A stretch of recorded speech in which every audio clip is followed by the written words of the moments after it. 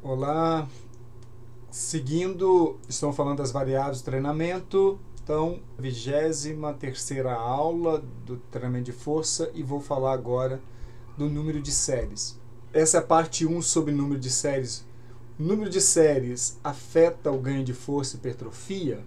Essa é a pergunta que a gente vai trabalhar a partir de agora e tem bastante coisa para falar.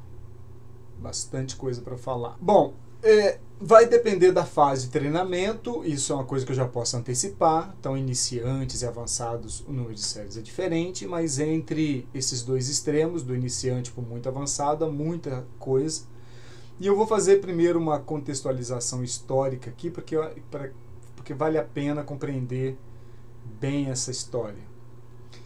Vou dar quer ver um exemplo? Quem já vive em academia, vive no sentido de já é ambientado, seja treinando ou estagiário, já deve ter reparado como o tanto de gente que prescreve 3 séries de tantas repetições. 3 séries disso, 3 séries daquilo, 3 séries. Inclusive já teve várias pessoas que não são da área, que são leigos, né? São pessoas que buscam os espaços de treinamento para atingir seus objetivos pessoais. E vários já me perguntaram por que todo mundo prescreve 3 séries disso, 3 séries daquilo. Vamos entender. Por que não é uma? Por que não é 100? Por que é 3? Da onde que vem isso?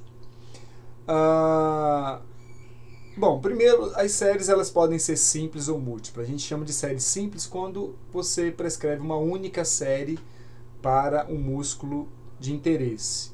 Aqui, sempre quando eu falar número de séries, eu estou me referindo a um músculo de interesse. Quando eu falar uma ou 3 séries para peitoral, então ou se eu não falar o termo peitoral, se estiver falando num contexto, falar que usou uma série ou 3 séries, é específica para cada músculo de interesse. E podem ser múltiplas, série múltiplas que são 2 ou mais. Até quantas? Vamos lá. Bom, primeiro tem vários artigos muito legais desse autor aqui chamado Ralph Carpinelli. E eu vou citar para vocês esses artigos aqui. Não vou, obviamente, discutir detalhadamente cada um porque a gente não tem tempo, mas tem algumas coisas interessantes. Primeiro, embora não esteja na ordem, um artigo interessante que ele discute é esse aqui. Ó. O que é o Berg? O Berg é um cara chamado Richard Berg, e esse cara, lá na década de 50, se eu não me engano, ele fez um artigo em que ele comparou, se eu não me engano, uma série com 3 e com 5 séries. E ele mostrou naquele artigo de quando se fazia 3 séries, o ganho foi levemente melhor para 3 séries do que para 1 e 5 séries. Mas é uma diferença pequena. E ele estudou só força, não estudou hipertrofia. Naquela ocasião, eu acho que a gente não viu estudo de hipertrofia. Então, o Berg tem vários estudos interessantes da década de 50 em diante sobre força. Ele tem vários protocolos legais, tem vários artigos legais, o Berg em si. Mas esse artigo do Berg, o Carpinelli fala que foi a mãe dessas 3 séries que todo mundo usa, não é só no Brasil. Por que esse artigo mostrou que 3 séries foi melhor, um pouco melhor que fazer 1 ou 5, embora a diferença foi bem pequena? A partir dali, essa coisa contagiou o mundo e um monte de gente começou a fazer 3, 3, 3, 3, e isso pegou no mundo inteiro. Então ele conta um pouco dessa história aqui. Outro artigo muito legal é este aqui, onde esse artigo é quase um livro, são muitas páginas, dá perto de umas 80 páginas, se eu não me engano. E o Carpinelli nesse artigo, embora pareça um livro, ele faz uma crítica muito pesada ao Colégio Americano de Medicina Esportiva, que tem sido a instituição que talvez a maior parte dos profissionais no mundo usa como referência de guia para prescrever. E ele fez umas críticas pesadas, e nessas críticas ele basicamente vai dizer o seguinte, que muitas das afirmações que o Colégio Americano faz, não havia evidências, muitos dos artigos que eles citam, que o Colégio Americano cita, não fazia sentido com o que estavam referenciando, muitas das referências que eles usam não sustentavam as falas. Então esse é um trabalho bem interessante.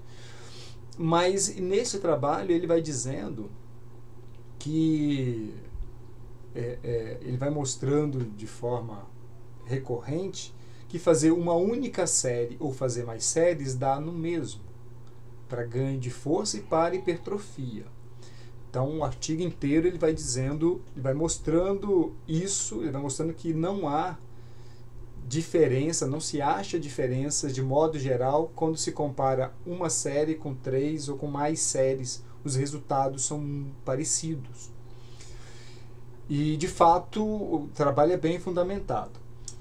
Depois disso vieram algumas críticas a esse artigo, e as críticas eram de que como ele pegava os artigos individuais, o N era pequeno, então que o ideal era se fazer meta-análise, juntando todos os artigos, para ver se de fato uma série era melhor do que... era igual, né? Ou para ver se mais séries é melhor do que fazer uma única série.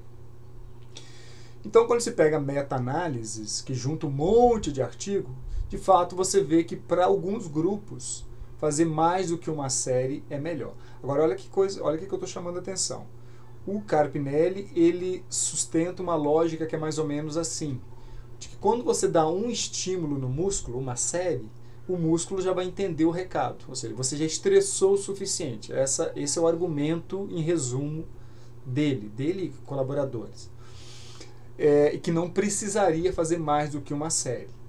E ele mostra que, de modo geral, não havia diferença entre vários artigos.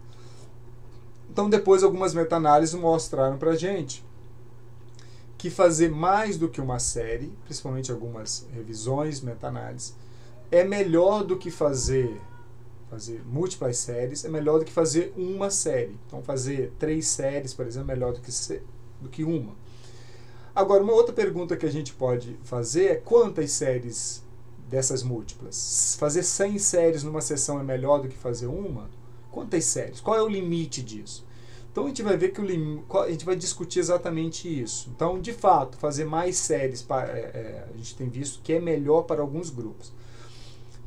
O Colégio Americano, num posicionamento de 2009, eles falam o seguinte, eles reconhecem que até aproximadamente 2 meses, se você tem um cliente iniciante, até aproximadamente 2 meses, não precisa fazer mais do que uma série. O próprio Colégio Americano reconhece de que até aproximadamente 2 meses não precisa fazer mais do que uma série por grupo muscular de interesse. Só isso.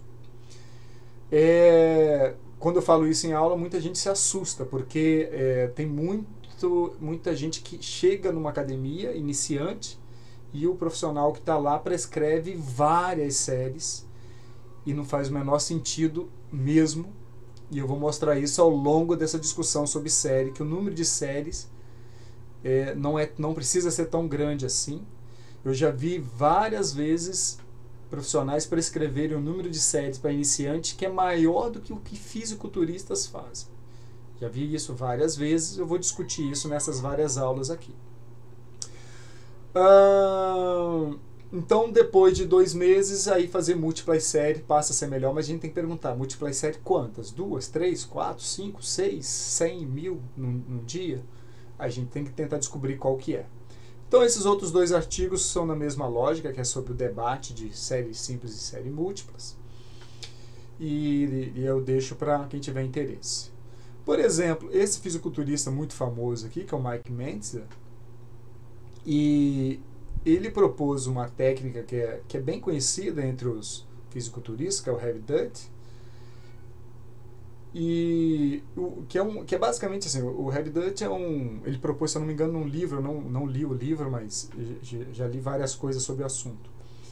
Ele propõe um treinamento muito intenso, mas com poucas séries. Ele faz poucas séries.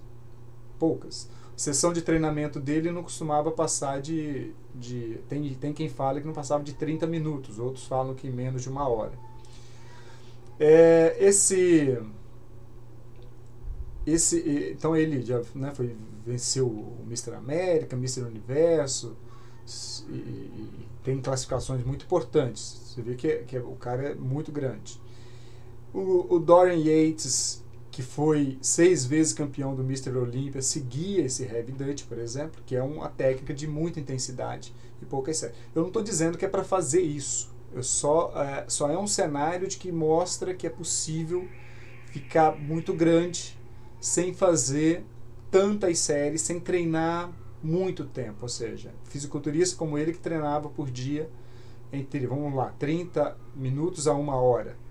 Para um cara que é fisiculturista profissional, e ele defendia isso. Então diz o que contam sobre o Mike Mentes é que ele treinava mais ou menos assim, sempre até a falha e com ajudante para repetição forçada. É interessante perceber que nesta época isso aqui era pouco conhecido, né? Então a ideia de treinar até a falha surge primeiro em propostas como a dele. Aí depois a ciência, por exemplo, vem mostrando que treinar até a falha é importante para o ganho de hipertrofia, principalmente. De força, talvez nem tanto, mas hipertrofia, treinar até a falha ou perto da falha, faltando 1, 2, 3 repetições, é importante. Eu costumo dizer que o fisiculturista profissional, competitivo, ele está para o treinamento de força como a Fórmula 1 está para os carros.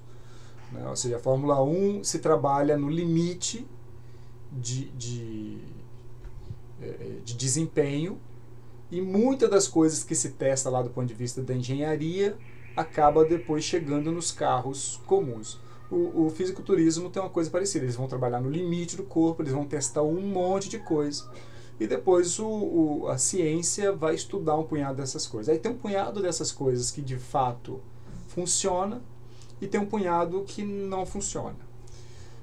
Mas de qualquer forma, o fisiculturismo contribui nesse sentido, né? Porque são pessoas que trabalham no limite. Então ele trabalhava mais com carga e menos repetições. Hoje, por exemplo, a gente sabe que também é possível ganhar bastante hipertrofia com mais repetições e pouca carga. E outra coisa que muitos fisiculturistas fazem é isso aqui. Ele reestimulava aquele músculo a cada 5 ou 7 dias. Imagina, se ele treina o peitoral na segunda, ele vai treinar o peitoral só daí a 5 dias ou 7 dias. Muitos fisiculturistas ainda fazem isso. Então não precisa treinar com grande frequência também. Ele propôs técnicas que hoje são conhecidas como pré-exaustão, valorizar a fase excêntrica, o rest pause, o drop set. São técnicas bem conhecidas no mundo do treinamento. Várias delas a gente não tem visto ainda. Tem alguns trabalhos que não mostram ganhos importantes em favor. Vou dar o exemplo do drop set, que a gente tem um punhado de artigos. Comparando o drop set com o modo tradicional de treino, vários artigos que eu conheço não mostram maior diferença em favor do drop set, que é uma técnica que eu gosto, eu prescrevo por outros aspectos também, porque ela é uma técnica rápida. Então tem esse fator. Aliás, se a gente perceber aqui, depois eu vou falar disso mais para frente no curso, o rest pause, eu vou chamar de pause bem em português, para ficar mais fácil de entender aqui. O rest pause e o drop set são técnicas rápidas, que você faz várias, no caso do drop set, várias descidas sem sair da máquina, por exemplo, do peso livre. São técnicas que eu gosto por isso também, mas não tem encontrado diferença estatística. Então tem coisa como a repetição forçada, a falha, né? Não necessariamente a repetição forçada, mas a falha que a ciência hoje mostra que é verdade, isso bate. Isso aqui de treinar 1 vez por semana não é necessariamente melhor do que 2 vezes ou 3 vezes por semana. Tem até estudo mostrando que 2 vezes é melhor, mas também não é tão diferente. E alguma dessas coisas, pré-exaustão, drop set e o rest pause aqui, a gente não tem visto grandes diferenças no âmbito científico, não. Mas são propostas que vieram desse mundo e que a ciência só estudou depois. Então primeiro apareceu para depois ser estudado. Então ele fazia treinos inferiores a 1 hora de duração. Tá? Então é só um exemplo, não é exemplo de como treinar, é só para dizer que é possível chegar nesse nível de desempenho sem treinar absurdos. Né? Tem gente que acha que essas pessoas ficam o dia inteiro na academia. Não. Claro que há componentes relacionados a anabolizante que facilitam muito, né, o ganho de massa muscular. Mas há fisiculturismo sem uso de anabolizante, né, o chamado fisiculturismo natural, tem competição e tem ganho, claro, não chega no nível desses caras, mas de massa, mas consegue bastante massa. Uma meta-análise, isso aqui é uma meta-análise de 2013, ela buscou determinar qual é a dose-resposta para força, para desenvolvimento de força. E nessa aula de hoje eu vou focar um pouco mais sobre força e na próxima aula sobre hipertrofia, só para vocês já saberem. Até falo aqui, vou falar primeiro sobre força. Então, nessa meta-análise, o que eles percebem? Tamanho de efeito é uma coisa da estatística, mas basicamente se você entender que quanto maior o tamanho de efeito, melhor, já está razoável por enquanto. E eles compararam destreinados com treinado, aqui treinado. O que eles mostram aqui? Que pessoas destreinadas, o número de série ideal foi nessa casa aqui, ó, perto de 3 mesmo. Então, esse é o número ideal. Isso não quer dizer que menos que 3 não teve ganho. Por exemplo, 2 teve ganho, 5 teve ganho, mas veja que o 5 e o 1, por exemplo, o 1 teve ganho, né? O fato de estar acima desse 1 aqui quer dizer que teve ganho. O 1 teve ganho, mas o 5 e o 1 já não tem diferença. Então, dizendo pra gente que depois que você passa de uma certa dose, já não é tão positivo assim. Não que você não tenha ganho. Veja que treinar 5 vezes, há ganho comparado ao valor 1 aqui. Mas não foi melhor do que fazer 3, aproximadamente 3, né? Está na média aqui, 3,5 mais ou menos. Por sujeitos treinados, o melhor foi fazer na casa de, veja, entre 4 e 5 deu a mesma coisa, né? Fazer 4 e 5 e depois eles não tinham informação suficiente para continuar mostrando aqui. Bom, esse trabalho aqui ele tem algumas limitações bem importantes do ponto de vista da meta-análise, não é uma meta-análise com grande qualidade.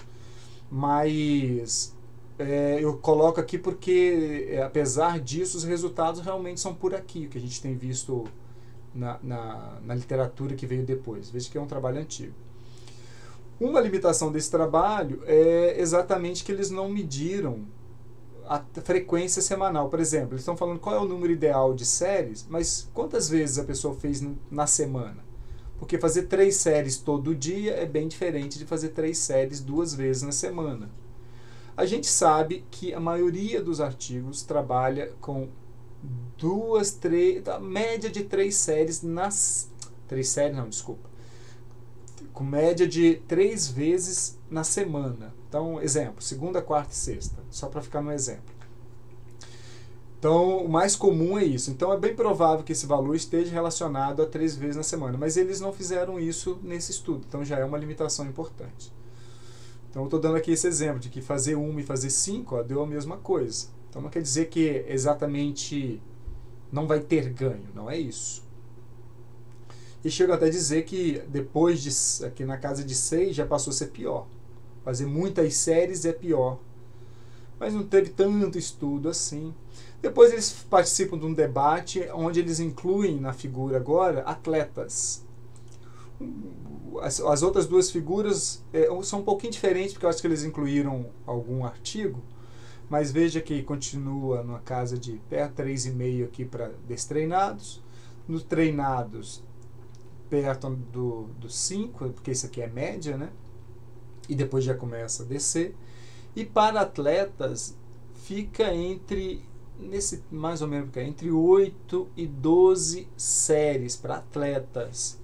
Entre 8 e 12 séries. Só que, de novo, eles não falam quantas vezes por semana. Como a gente sabe que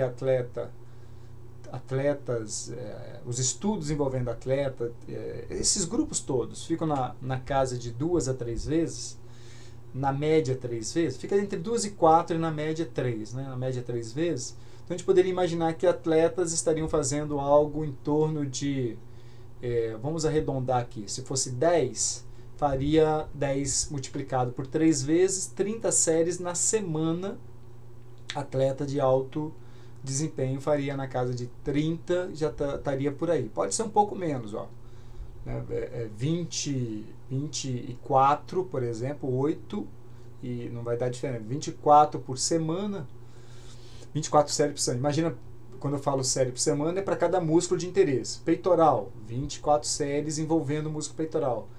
Quadríceps, 24 séries envolvendo o músculo do quadríceps. Aí vários, você pode usar vários exercícios, mas dando um total de 20 e poucas séries, 30 séries. Isso aqui está dentro do que a literatura tem mostrado pra gente, apesar de ser um artigo, eu esqueci de colocar a data aqui, mas ele é pouco depois desse aqui. Veja esse artigo que eu já citei também aqui, ó, no vídeo extra, vale muito a pena assistir esse vídeo, como voltar a treinar após um tempo parado. Eu citei esse artigo ele trabalhou, ele fez uma revisão, esses autores fizeram a revisão para ver qual era a dose ideal para ganho de força e potência em atletas de elite do rugby e de futebol americano. Então eu acho muito legal porque esses são dois grupos de gente muito grande também, gente forte, muito, que trabalha atleta de alto rendimento, e são sujeitos com muito músculo. E o que eles mostram nessa meta-análise, lá eu falo desse RV, que é essa relação ideal, nesse aqui, tá? Nesse vídeo extra que está nesse QR Code, eu falo lá que nessa meta-análise que eles fizeram com atletas de elite de rugby e futebol americano, eles verificaram que os melhores resultados ficaram no IRV de 11 a 30. Naquele vídeo anterior ali eu explico melhor isso, tá? Não vou falar de novo só para não sobrecarregá-los de informação. Mas basicamente dá um cenário parecido com isso aqui, ó. Eles trabalhavam em torno de 3 a 6 séries por sessão, fazendo de 4 a 10 repetições máximas, numa intensidade entre 74 e 88, que é aquilo que...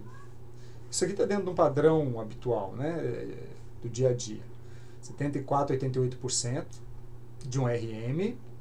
3 vezes, sendo que 3 vezes por semana foi melhor para força e 4 vezes por semana foi melhor para potência. Vamos só para vocês terem uma noção, ó. Se a pessoa, vamos imaginar aqui 6 séries, que é o máximo que ele colocou. Se a pessoa fizer 3 vezes na semana, sendo 6 séries por cada sessão, isso dará 18 séries na semana. Então, para um músculo de interesse, esses atletas estão treinando no limite de rugby e futebol americano, no limite, na casa de 18 séries na semana. Eu já vi e vejo ainda, com bastante frequência, gente prescrevendo 18 séries num dia para gente que está muito longe desses caras grandes aqui, ó. Num dia. Qual é a moral da história quando você sobrecarrega, você dá um conjunto, você dá muito mais séries do que deve? Deixa eu voltar. Isso aqui, ó. A pessoa, ainda que de repente a pessoa esteja ganhando, mas ela não está ganhando de forma eficiente. O eficiente seria menos. Então, às vezes, quem está prescrevendo, muito provavelmente, quem está prescrevendo muitas séries num dia, ele está talvez julgando que a pessoa está tendo ganho, mas poderia ter mais ganho se estivesse fazendo menos. Então, o treino não está sendo eficiente, apesar de estar tendo algum ganho. Aliás, fazendo muitas séries, o ganho é tão pequeno como se estivesse fazendo pouquíssimas séries. Então, temos que buscar o ótimo. E o ótimo nesse artigo aqui foi nessa casa, para atletas grandes, na casa de até menos, veja que variou de 3, né? Então 15, até menos, né? 12 a 18, na média 15 séries por semana. Tá? Isso é muito importante de eu sinalizar para vocês e reforçar, para parar com essa loucura que a gente tem visto de prescrever 1 milhão de séries, muitas séries para iniciantes, E isso explica em grande parte porque a maioria dos iniciantes em academia, em sem treinamento, não ficam ali por mais do que algumas semanas ou 1, 2 meses e vão embora. Tá? Fique muito atento a isso. Esse trabalho aqui fez uma pergunta: qual é a dose mínima? Qual é o mínimo que eu preciso para aumentar a força de um RM, força máxima? Em homens treinados já, em pessoas treinadas, sujeitos já com experiência. Fizeram também uma revisão com meta-análise. Pergunta deles é essa: qual a dose mínima que uma pessoa treinada pode fazer e ainda experimentar ganho significativo de um RM? Qual é a dose, se a pessoa por algum motivo, alguma razão, e isso é uma razão importante às vezes em atletas, principalmente atletas que têm que treinar várias qualidades físicas, essa é uma pergunta muito importante. Se a pessoa tem que fazer aeróbio, tem que fazer corridas curtas e tem que treinar força, saber isso aqui, qual é o mínimo, é bem importante, porque quanto menos eu sobrecarregar meu sistema fisiológico inteiro, melhor. Então eles fizeram a varredura em muitos artigos e acabaram terminando com 6 artigos que foram possíveis. 6 estudos mostraram que uma série, sendo feita de 1 a 3 vezes na semana, tão pouco como isso. Aliás, a menor dose é exatamente uma série uma vez por semana, né? Isso é o mínimo que você pode fazer. Induziu ganhos significativos. Então, mesmo fazendo uma série uma única vez na semana, já induziu ganho significativo de força máxima. Esse ganho médio foi de 12 quilos. Esse treinamento variava de 6 a 12 repetições máximas, com a intensidade de 70% a 85% de um RM. E a duração dos trabalhos científicos aqui foram de 8 a 14 semanas. E essas pessoas, importante reforçar novamente. Reforçar novamente é redundante, né? Já que reforço é sempre a segunda vez. Mas são pessoas treinadas, com experiência, e apesar disso, elas tinham ganho fazendo uma única série, uma única vez na semana, ou às vezes uma única série 3 vezes na semana. Eles mostram o seguinte: apesar do ganho significativo para uma série, então mesmo fazer tão pouco como isso já foi suficiente, os autores chamaram de uma série como subótimo. Isso porque 3 estudos mostraram que fazer mais séries foi melhor. Então é uma curiosidade, assim, porque 3 estudos mostraram que fazer uma única série dá no mesmo. Mas 3 outros estudos mostraram que fazer 3 séries foi melhor do que fazer uma. Então o que eles querem dizer basicamente é o seguinte: fazer uma série é igual a fazer 3 em alguns artigos, em alguns estudos, mas o 3 foi melhor em outros. Isso quer dizer que fazer 3 séries é igual ou melhor do que fazer uma. Essa é a lógica deles. Por que eles chamaram de uma série de subótimo? Porque fazer 3 séries deu um ganho igual a fazer uma ou maior do que fazer uma. Então, a tomada de decisão, na dúvida, fazer 3 seria melhor, porque você vai conseguir pelo menos o que faz com uma série. Mas isso aqui tem outras questões a fazer. Aquilo que eu falei de atleta, que às vezes tem várias coisas para fazer, competição no meio do caminho. Saber que uma série produz resultado igual a isso é importante. Mas no dia a dia, realmente, a maior parte das pessoas tem condição de fazer 3 séries, mas também é uma informação importante para aquelas pessoas que falam: olha, eu tenho pouquíssimo tempo na semana, eu só tenho 20 minutos por dia para treinar, eu só poderia me dedicar 20 minutos por dia. Saber disso já é importante. Você consegue mostrar que fazer tão pouco como isso já dá ganhos. Então esses artigos mostraram que foi melhor para múltiplas séries, e esses aqui não houve diferença entre fazer uma série 3 vezes na semana, né? Que é bem pouco. E lembro, gente treinada, hein? Esses 2 artigos aqui, que estão nesse campo aqui do sem diferença, que eles fizeram? Eles compararam 3 séries na semana, ou seja, quem fez uma série 3 vezes na semana. Fez exemplo, só para para vocês conseguirem enxergar. Como se a pessoa tivesse feito uma série na segunda, uma na quarta, uma na sexta. Isso dá 3 séries na semana. E eles compararam isso com fazer 6 e com fazer 12 por grupo muscular de interesse. E esse grupo, mesma coisa, quem fazia 3 séries na semana, mas agora comparando quem fez 9 e 15 séries. E eles não encontraram diferença de fazer 9 e 15 com quem fez 3 na semana, ou fazer 6 e 12 com quem fez 3 na semana para ganho de força. Então fazer isso não foi melhor do que fazer isso para ganho de força. Então, um número bem pequeno, fazer apenas 3 séries na semana por um grupo muscular de interesse, é um número que já é suficiente para produzir ganhos de força significativo. A gente está falando de força. Os autores da meta-análise discutem que, de forma similar ao que ocorre com a hipertrofia, parece que fazer um esforço máximo é mais importante que o volume de treinamento. Aí volta aquela ideia do Carpinelli lá atrás, de que quando você dá um estímulo importante, forte para o músculo, isso em si já parece ser suficiente, pelo menos para a força, e pelo menos para alguns grupos de pessoas, porque também há pessoas que respondem melhor com mais séries e outros com menos. Mas eu estou falando tudo isso para mostrar que aquilo que eu tenho visto e que me falam com frequência que acontece nas academias está muito além do razoável, faz pouco sentido e não precisa disso.